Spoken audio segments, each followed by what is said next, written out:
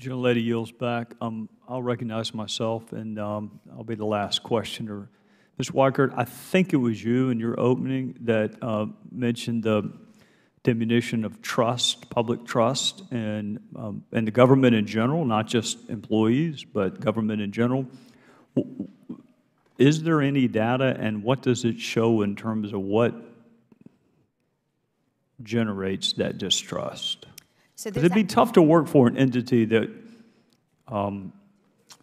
that people didn't trust.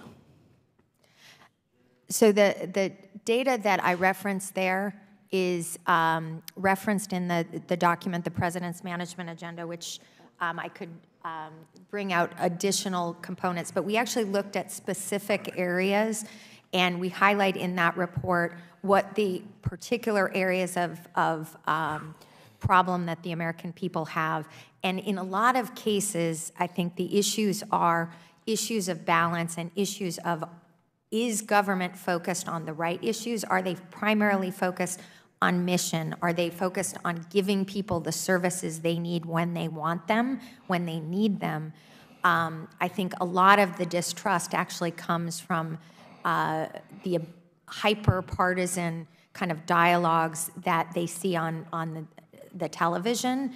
And what we see when we've done some of these listening tours, talking to federal employees, talking to citizens all over the country about what they're looking for, they value the services that our employees deliver. They absolutely appreciate when, you know, FEMA is there to rescue them for a flood, or a USDA employee is there to help protect their home in a fire, whether they're in California or Wyoming. But what they don't like is all the blockages to getting things done the right way. And when, you know, they have to hang on hold forever if they're trying to deal with death benefits, if they're a survivor of a veteran, things of that nature. So there's an efficiency component, if I heard you correctly, and then there's just the general political environment that we find ourselves in, and that when you constantly hear how untrustworthy government is, it tends to shockingly have an impact on the listener from time to time. Absolutely, and I feel like we've got an opportunity, and I mean this most sincerely. Good government is an area where I absolutely believe we can have bipartisan support. I've actually been completely gratified by the types of dialogues I've had with members of this body and other folks about these issues. So I really believe we can help change both the outcomes and the process. All right, well, this is what I want you to do for me. I've heard you use the word bipartisan a couple of times. I heard Chairman Meadows use it a couple of times, but I also had a really good opportunity to listen to the ranking member's opening statement. And it was not complimentary on the Trump administration and how they view federal workers.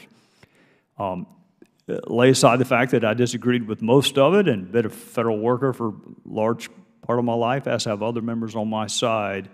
Take the time I have left and convince, not us, but people who may be watching, that this administration and the changes you propose are rooted and motivated in a respect for federal workers and a desire to make it better.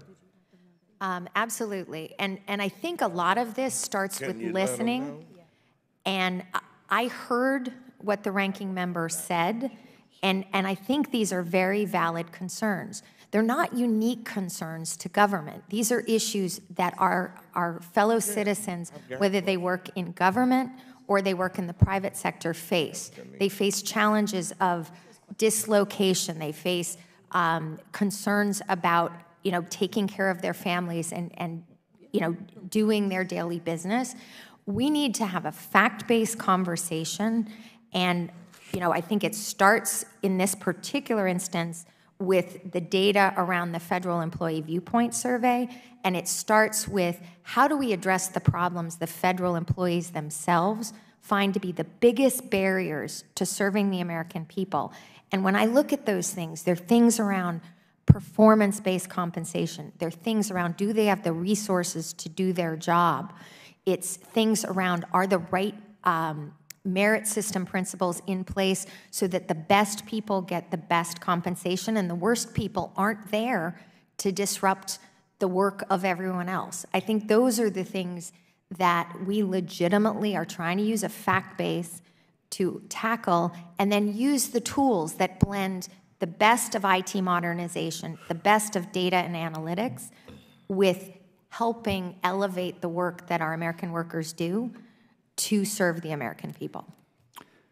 I'm out of time, and then I'm going to recognize a gentleman from Missouri. There have been a number of witnesses throughout the time I've been on this committee that have sat at the table where you are, and they have described conduct that is not just poor performance, it is trending towards criminal.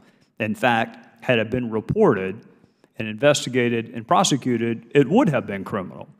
So under the general heading of morale, I would think not having to work for someone who is simply moved from position to position after credible allegations of sexual harassment, I would think being able to terminate that kind of conduct, that's not poor performance. No. That's criminal.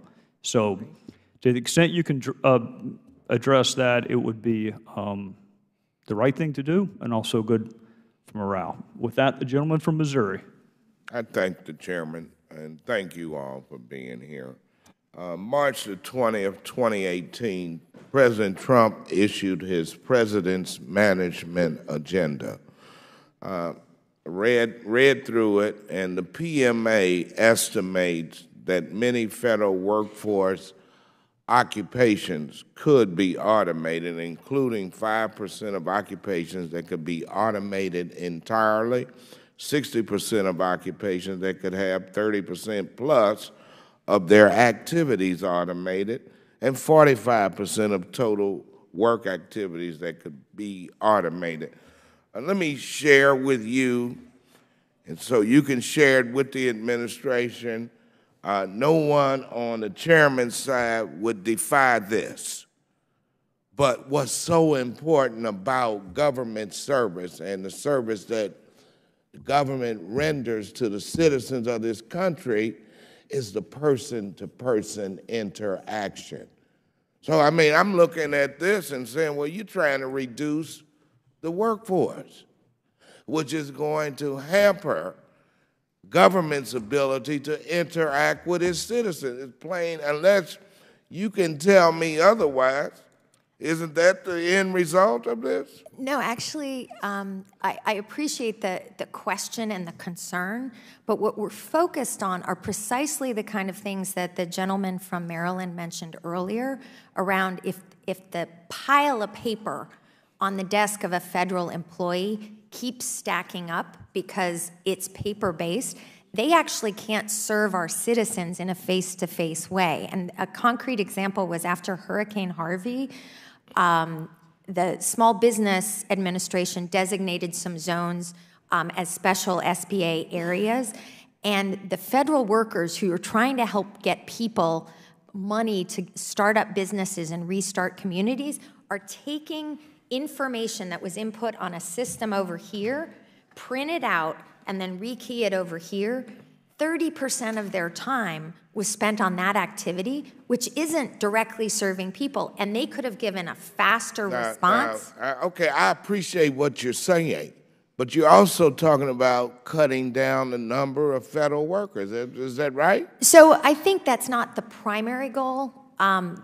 When we actually did the empirical analysis about jobs, when we were looking at this, there may be 5% of jobs that are purely possible to be automated, but we also have more than that number of jobs that we can't fill. Okay. And so reskilling and redeploying resources is part of what we're looking at. I have a limited amount of time, and I'm just saying for the committee's concern, they know better.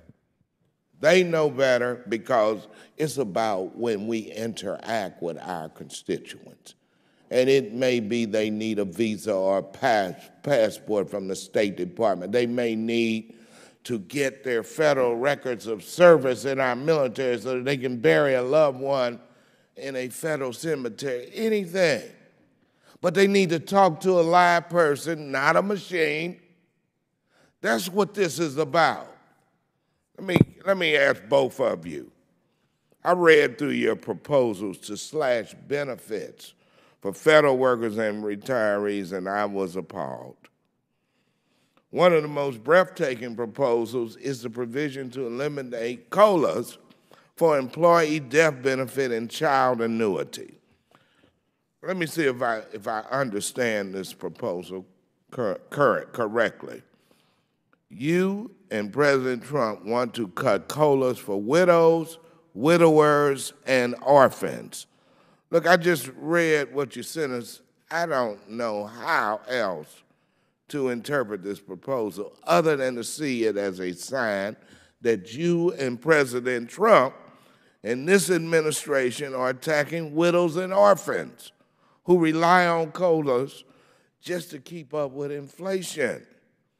And eliminating or reducing COLAs would erode their benefits over time. This is why you want to do that, to save us money. Is that right?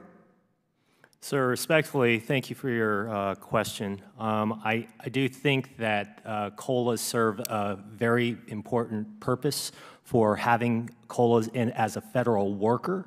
But when you are an annuitant, the government does not control an annuitant's resident. And the government is actually paying the annuitant, survivor, widower, child, a COLA based upon their choice of where they live versus where they work. So am I able? We've got a second panel, so yeah. So okay. I thank the gentleman for his keen interest on this particular item. I want to thank the two witnesses for their insightful testimony. I'm hopeful that this is the start of something new after 40 years, and I believe that it will be. I appreciate the commitment from both of you for being here, and we're going to stand in recess for just a few minutes while we set up for the second panel.